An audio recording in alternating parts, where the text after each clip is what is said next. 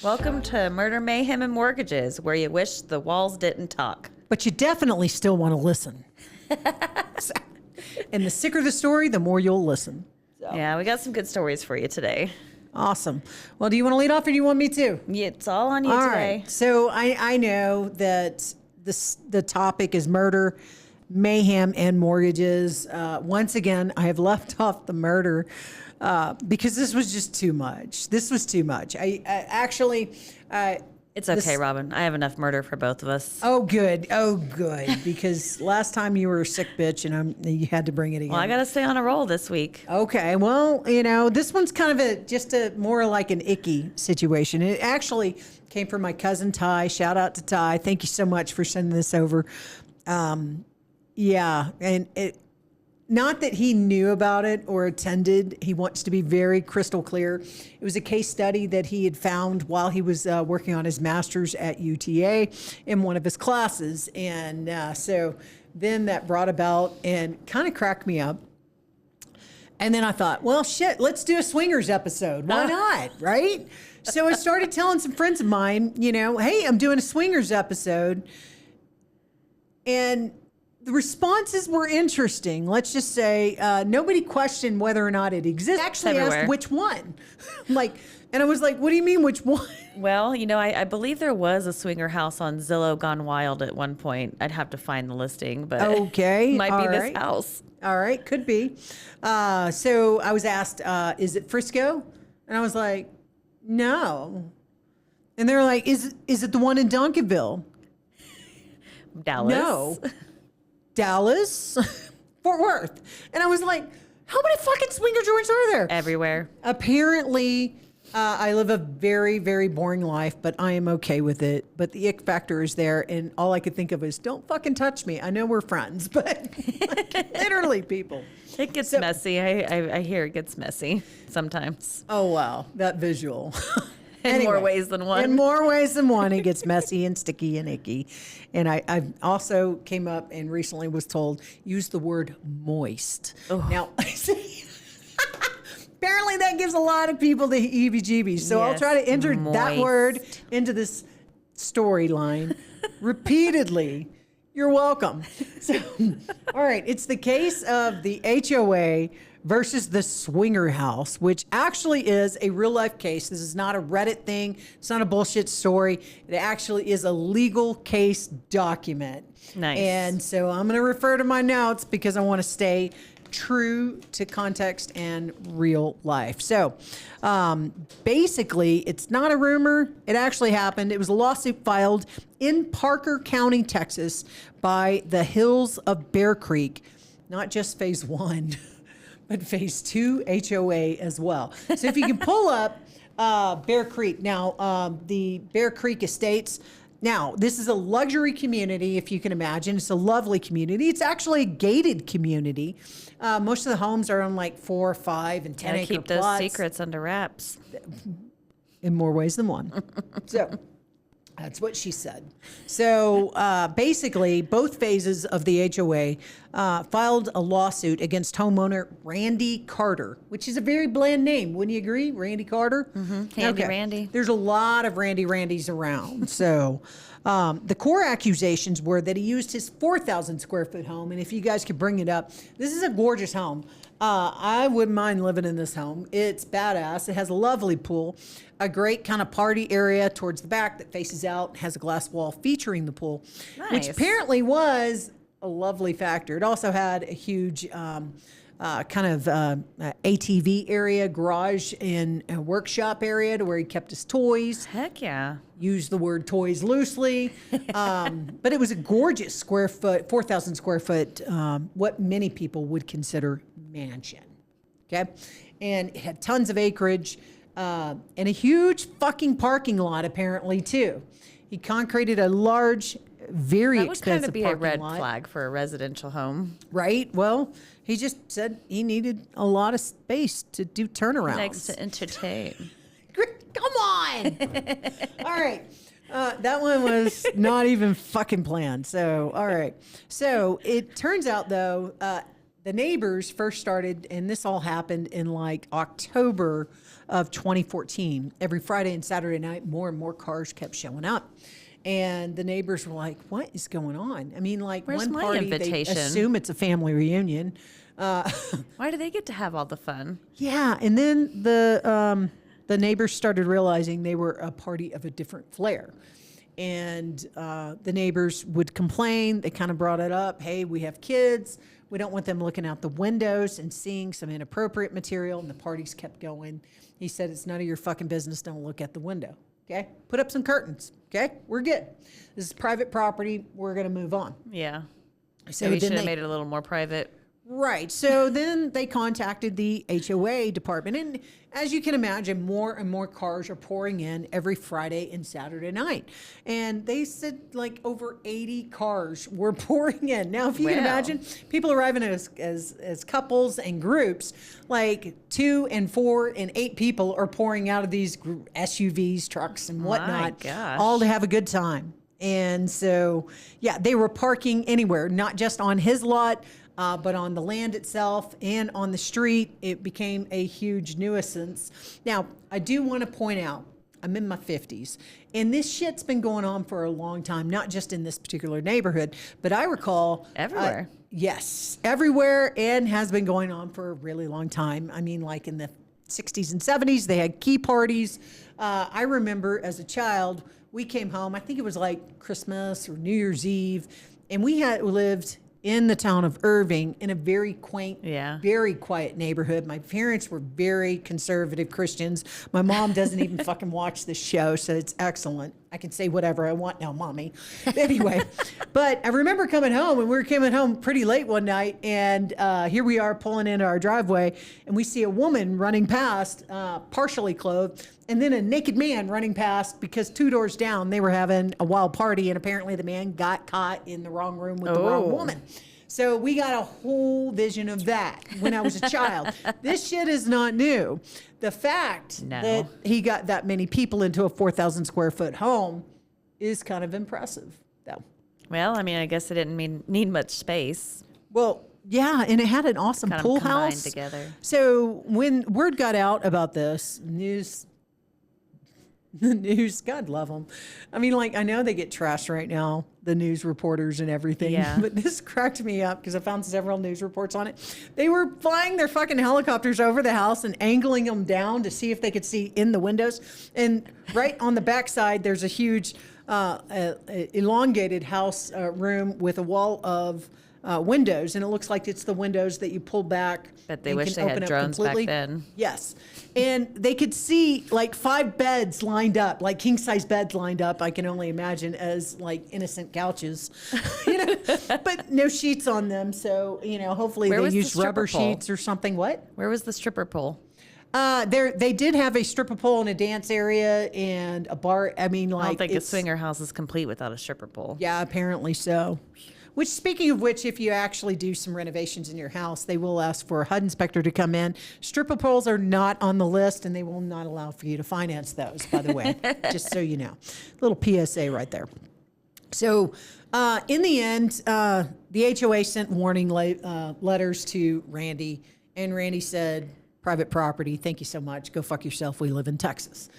Texas has big egos. We've already discussed that, have we not? Yes. So But here it goes. Parker, Texas, though, is probably a pretty conservative area, though.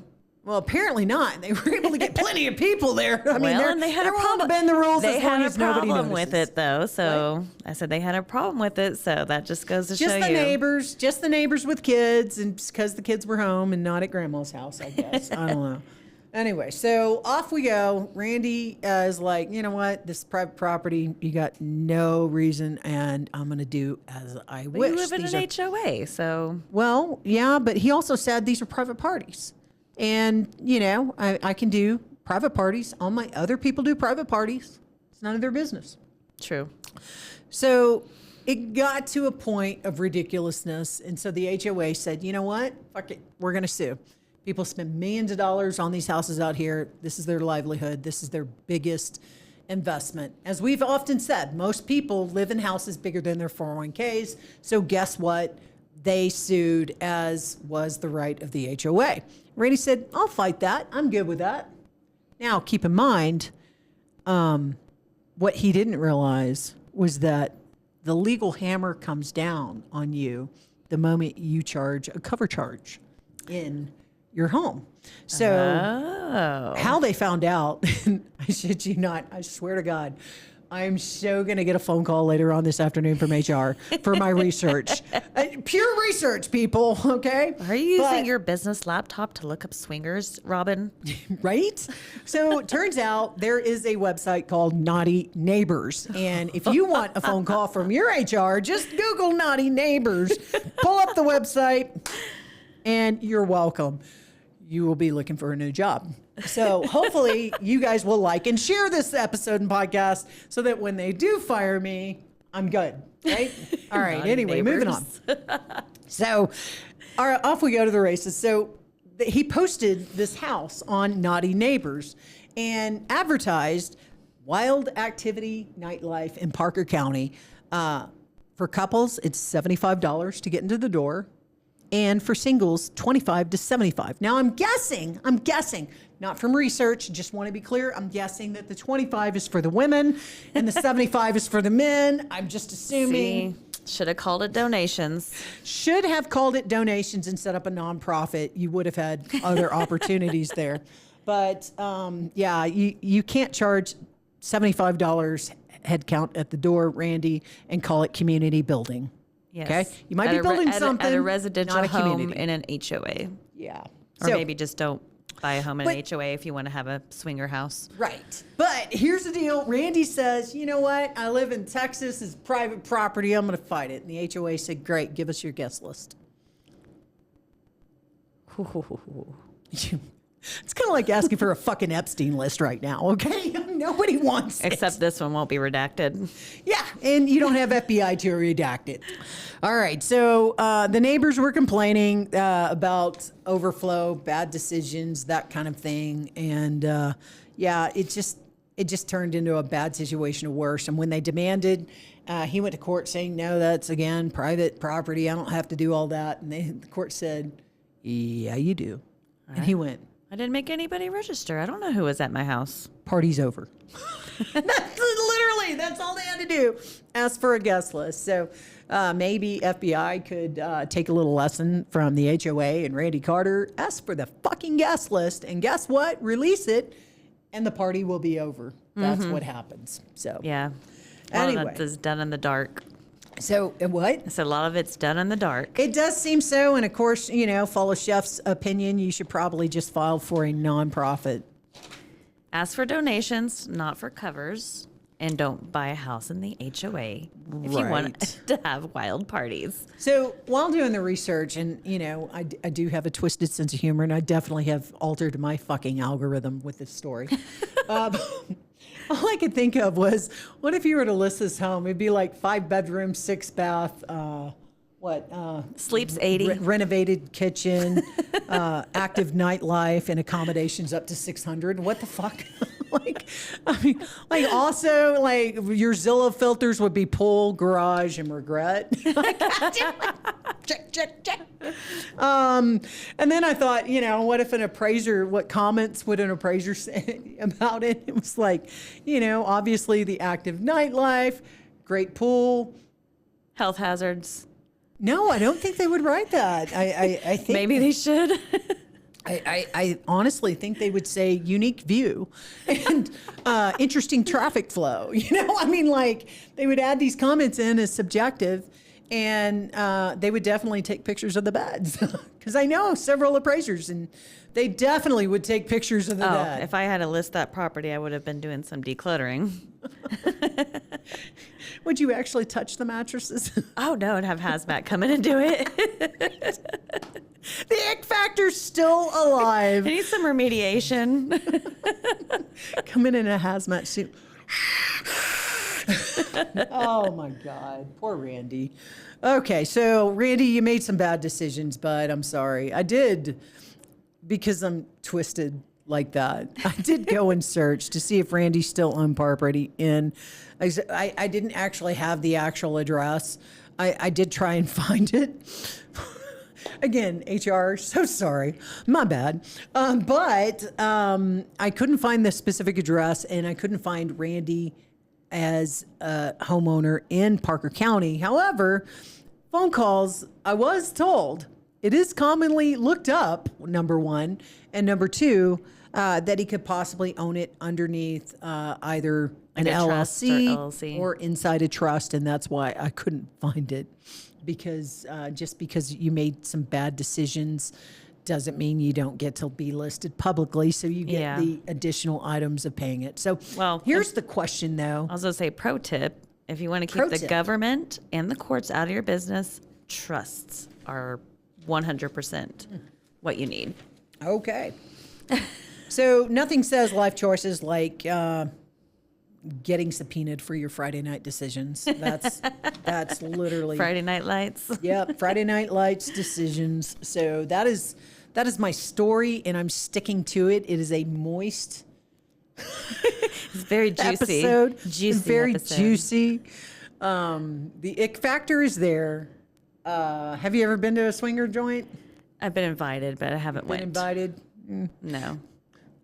Apparently, I read on the Fort Carson spouses pages That almost sounds like I took a puff, common. but I didn't inhale.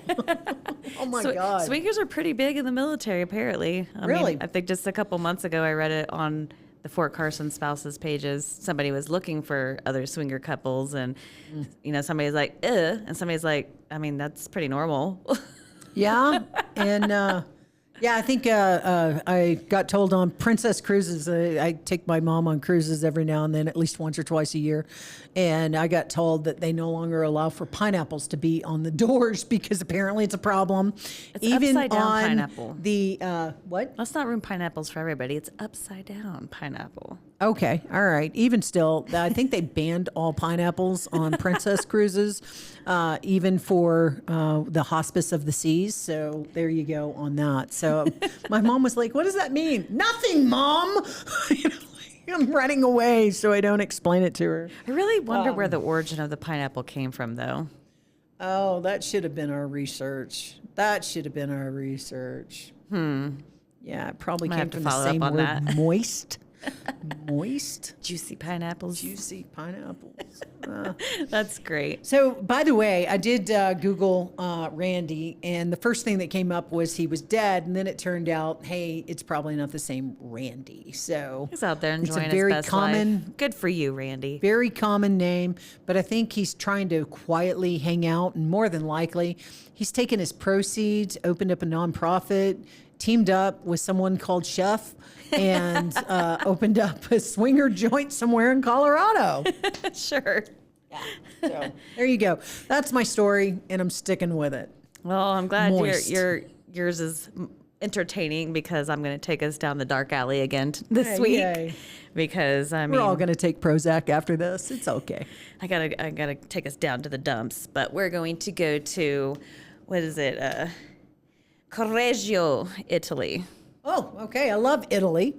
Place Yes. of wine and food and lovely seaside. I heard so many great things about Italy. Okay. But I bet what they don't talk about is their first documented woman serial killer. Ooh, you had me at hello.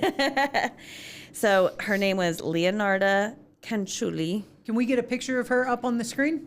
Oh, sorry, Canciulli. Canciulli. The way that you got to say it sexy. Canciulli. Moist. I have to say, Italian last names are not pronounced how they're spelled. Okay. Not even close. So you pretty much sound like a redneck from Kansas. Okay. Canciulli. Never mind. Anyway, so Leonarda Canciulli, she was a shopkeeper in Italy.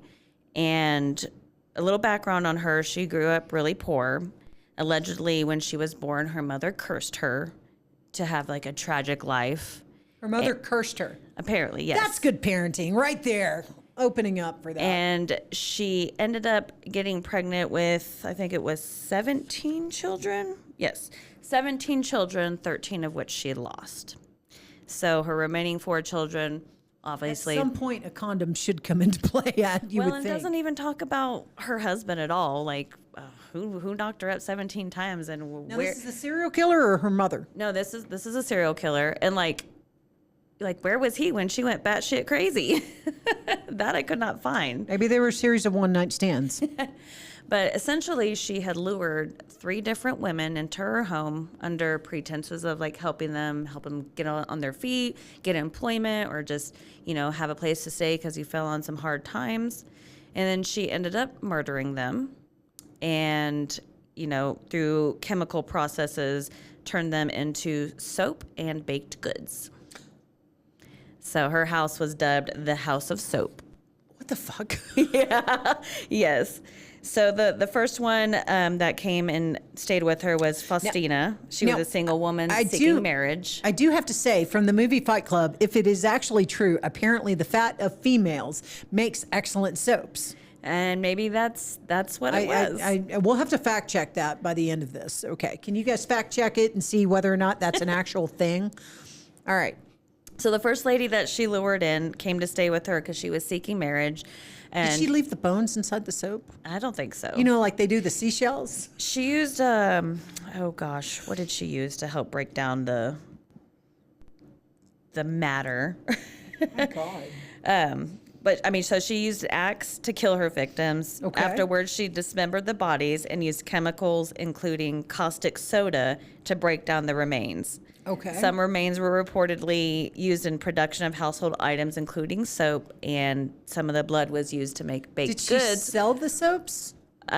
Yeah, because she had like a little shop. So she sold like clothes and soaps, and then the baked goods, she used some of their blood and would give the baked goods to neighbors.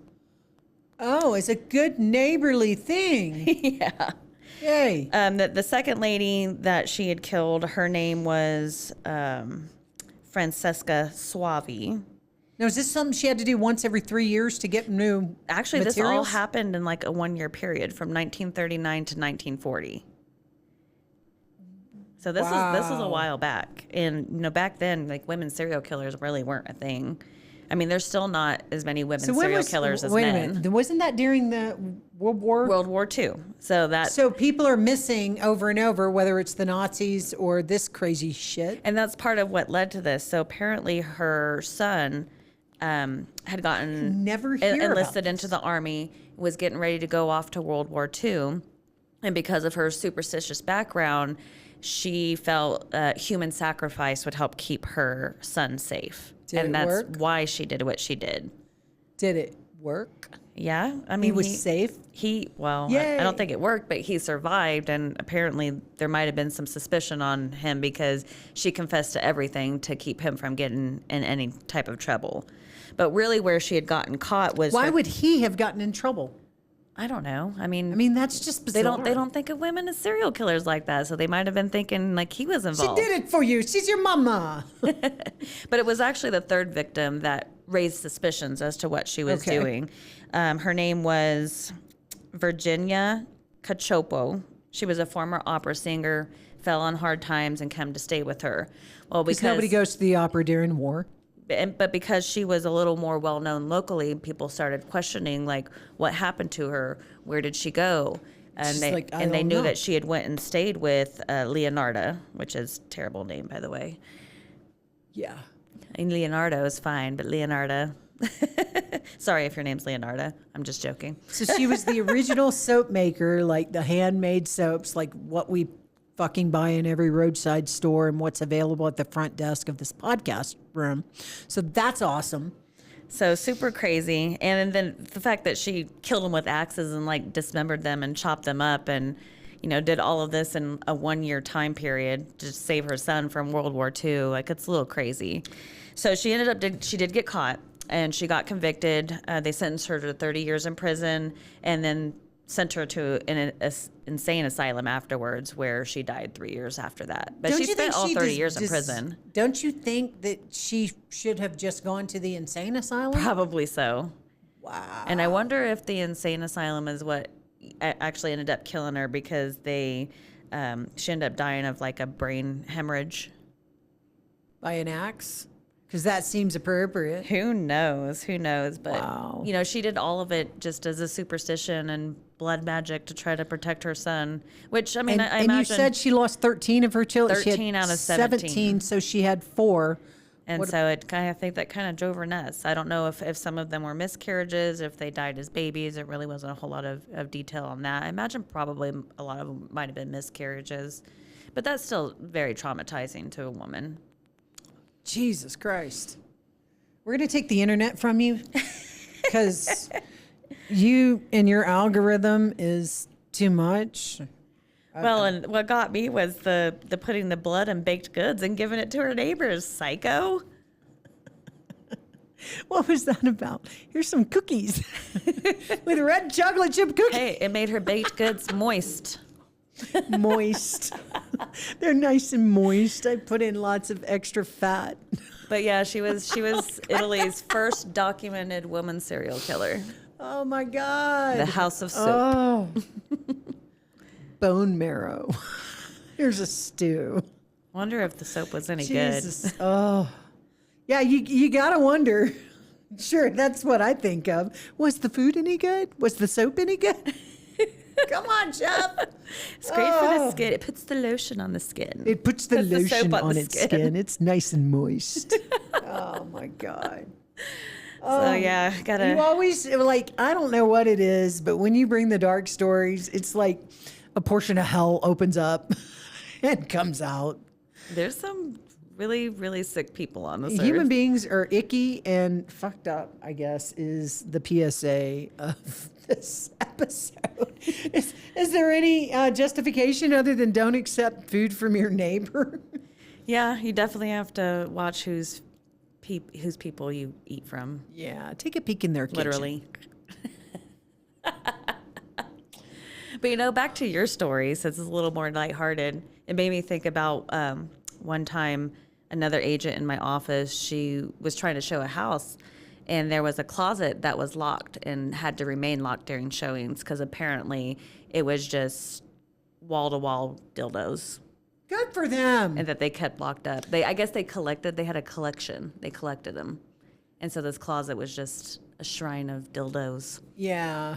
So I do want to be clear to anyone watching this video that we are believers in privacy and believers in just you do you. We laugh, but we don't judge. We do judge. We do judge. We're not letting you touch us or come near us. But no, seriously, deed restrictions are a real thing. Mm-hmm.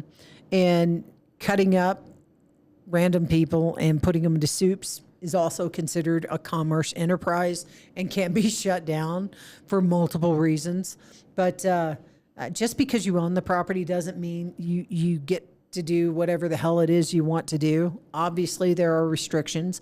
If you live in an HOA, there can be more restrictions. So if you really want to just, do whatever you want and have privacy. If you want to do Breaking Bad, you got to go in the middle of the fucking desert where nobody else is. In a camper in your underwear. Do what? In a camper in your underwear, and you can't impact other people. Okay. So, and as Chef pointed out, if there's going to be an exchange of money, set up a freaking nonprofit. Do it as a donation. Do it as a donation. No cover charges. And if you want the biggest collection of dildos, by all means, just put it in a locked closet. Your agent will understand. Yes. So, but it is what it is. So live your life, be free, go be happy, but don't fucking murder people. And if there's a change of money, set up a nonprofit so IRS doesn't get involved. It's tax-free at that point. Yeah, but you don't. Okay, and the other point, if you are running a nonprofit, you don't actually own the nonprofit. You're the conservator of the nonprofit, which means the funds are there to do with for a better community. Now, I'm pretty sure Randy thought he was providing a better community for people who needed to experience a few new He was things. bringing the joy into people's lives. And building a community of naughty neighbors. And Parker, Texas, murdered his dreams. Yes. And it wasn't Parker, Texas. They were just owners of the courts. It was the HOA and the neighbors. So if you're going to do something naughty, guess what? Your neighbors will judge you and they will tattle on you. So just buy bigger acreage. Okay? Yeah. It sounds like he could have Put up afforded some it. shrubbery where they can't see inside your property. And for God's sakes, don't invite 600 people to your house. You cannot have that many people equal to the square footage. That's a good PSA. Wouldn't you say? I just picture like sardines of naked bodies. Oh, Jesus. Yeah, it's probably along the lines of that Brad Pitt movie about, the origins of Tinseltown. Or the parties that they had in Spartacus. Yes. Yay. So, more ways than one. I think people are bored in America and are looking for ways to bring about enlivenment and entertainment and significance. And, hopefully you'll find a better way to find significance than with an axe and making soaps out of, people who just genuinely need help. People are crazy. People be crazy, and the more we do the research, the more we find out how crazy goodness. they are. So it's good to be boring. I am boring. My name is Robin Hart. I'm Chef. This is Murder, Mayhem, This is and Murder, Mortars. Mayhem, and Mortgages. And if you enjoyed this show and actually stayed all the way to the end, you were also a sick fuck like us. We forgot to rate the stories. Yeah, shit. We are so sick, we do rate our stories at the very tail end. So, Chef, how are you going to harshly judge my rating system today? We score on a scale of 1 to 5 for murder, then mayhem, and finally mortgages. So, well, the only thing murdered in that was dreams. Yeah, again with the murdering Dreams of and the community dreams. building of naughty neighbors. So I'll give you a 2 on that. I mean, murdered the fun, murdered the dreams of good old Randy. So, and then mayhem. I mean, there's got to be a ton of mayhem 5 on a swingers beds party. in that back room, lined up one by one, with the then helicopters aiming I'll give down. you a point for each bed. There you go. I'll give you a 5 on your mayhem, and then mortgages. I mean, I'm sure that property probably did have a mortgage, and that cover fee helped cover that mortgage. So I'll give you a 3 for a little. 3, I get a 5. There were deed restrictions, HOA covenants, all kinds of problems. The HOA is the one that sued them too. Yes. So yeah, I'll bump you up to a 4. All right. Well, sicko. Murder, you get a 5 because you're just twisted and hell opened up a little space for you. On mayhem, you also get a 5 because she fed the fucking cookies to her neighbors, which is really sick, and made soaps out of the people. On mortgages, I think she lived rent free, so now you get a 2. Better than a goose egg. Yeah, way better than a goose egg. So, but she did survive apparently World War II.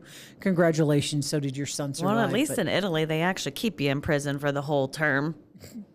Yes, Because she served the whole 30 years and then went to the insane asylum and died.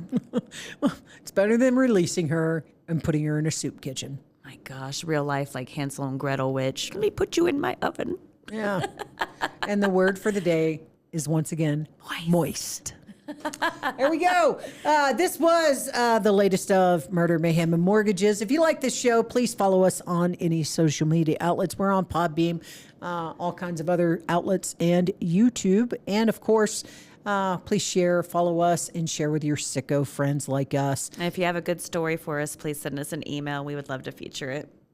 And as you note, we are both wearing our swag. We have T-shirts, hats, hoodies, and long-sleeve T-shirts available should you be interested in just showcasing your sickness around your local community.